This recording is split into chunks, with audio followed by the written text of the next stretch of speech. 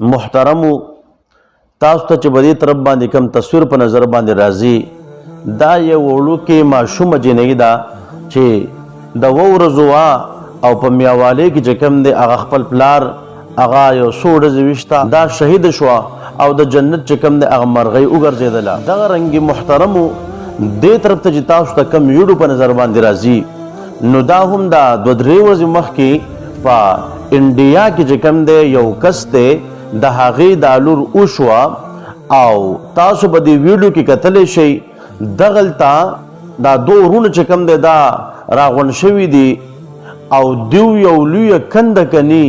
یو قبر کني او په دې کې خپل ژوندی لور خښئ بل طرف ته چې کم دی د دې سره د دې هغه ښځه په جګړه باندې ده چې دا مخه خوا زما دا لور چې کم دی هغه دې کندې ته چې کم دی مور والا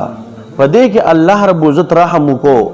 دغه یو 100 کسان لاړه هغوی ته پته ولګېده چې د دې ځای نه څه چغې راځي او هغوی چې کم دی د دې 2 کسانو نه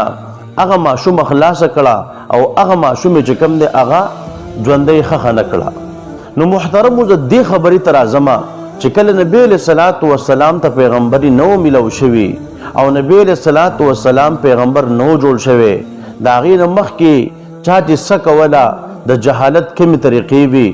خلکو به ژوندی لوریانې ښخولي هغه خو داسې وخو خلکو د علم نو خلک نه پوهېدله نن خو د دنیا ګوټ ګوټ ته علم او پوهه رسېدلې ده خو بیا هم نن داسې ظالم خلک شته نن داسې بدبخت خلک شته چې څوک خپل ژوندی لوریانې ښخوي څوک خپل ماشومان لوریان چې کوم دی په ډزو باندې ولي او په دې باندې وخفه کېږي چې زما لور ولې پیدا شوه څنګه چې الله رب عزت په قرآن پاک کې په 14 سپاره کې په سورۃ النحل کې فرمایي اعوذ بالله من الشیطان الرجیم واذا بشر احدهم بالانثى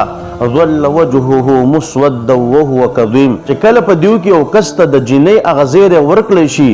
چې یو کس ته څوک ووایي چې ستا لور پیدا شوه د هغې مخ تور وګرځي او دا د غم نه ډک وي دا به د خپل لور په پیدا کېدو باندې خفه وي یتوارا من القوم من سوء ما بشر بی د قوم نه پټیږي په وجه د بد هغه څیز باندې چې دې ته زیری ورکړی شو چې دې کم دا لور پیدا شوه ایمسکه علی هون ام یدسه فی التراب چې آیا دا په ذلت سره وساتي یا دا په دې خاورې کې دننه کې او دا چې کم دی په دې کې ورخخه کې الا ساء ما یحکمون خبردار بد د هغه سا چې د کم دیو فیصله کوي لکه څنګه چې په جهالت پوخ کې دا کېدله نن هم چې کم د هغه تاریخ د خلکو را ژوندی کو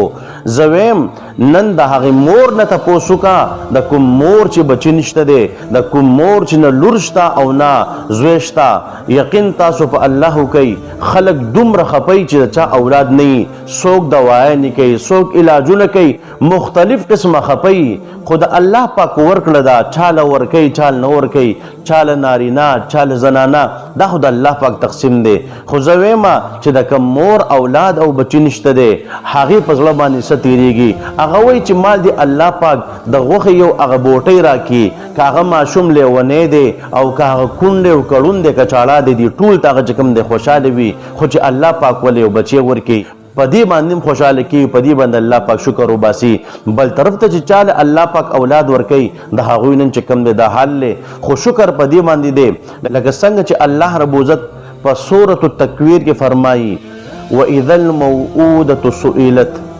بأي ذنب قتلت چې کله د هغې ژوندی خښې کړی شوي جنۍ نه تپوس وکړی شي چې په کومه ګناه کې دا قتل کړی شوي وه نو که قیامت کې د دغې پلار نه الله پاک تپوس وکړي د کومې ګناه د وجې نه تا دا قتل کړې ده او د هغې ماشومې نه تپوس وشي نو آخر به څه جواب میلاویږي شکر دا ده چې د قیامت ورځ شته او دغه حساب کتاب شته کنی دنیا کې خو تش ظلمونه دي تش زیاتی دي او دغه دنیا چې کوم دی په دې باندې روانه ده نو محترمو یقینا دا ډېر ظلم او زیاتې شوی دی د خپل بچو قدر وکوي د خپل لوریانو قدر وکوي او دغه ظالم په ذهن کې دا سوچ نشته دی ته چې دنیا ته راغلی او ته نن په دنیا کې ګرځې او ته دا عیش او عشرت باندې زندگی تیرې که چېرې ستا مور نه وې ته به دنیا ته راغلی وې دا خو ته هم د یو زنانه نه پیدا یې نو چې سرنګ ته د زنانه پیدا یې نو دا خو یو زنانه ذات ته کنه دا ته ولی قتل کې ولی چې کم دی ولی یو ورکوټي ماشوم باندې دا ټوپک یا چې کم دی تماچې ډزې کول چې قیامت ناراضي نو حسب ناراضي محترم ډېر ظلم او زیاتې شوی دی الله رب عزت مونږ د داسې ظلم او د زیاتې نه اوساتي وما علينا الا البلاغ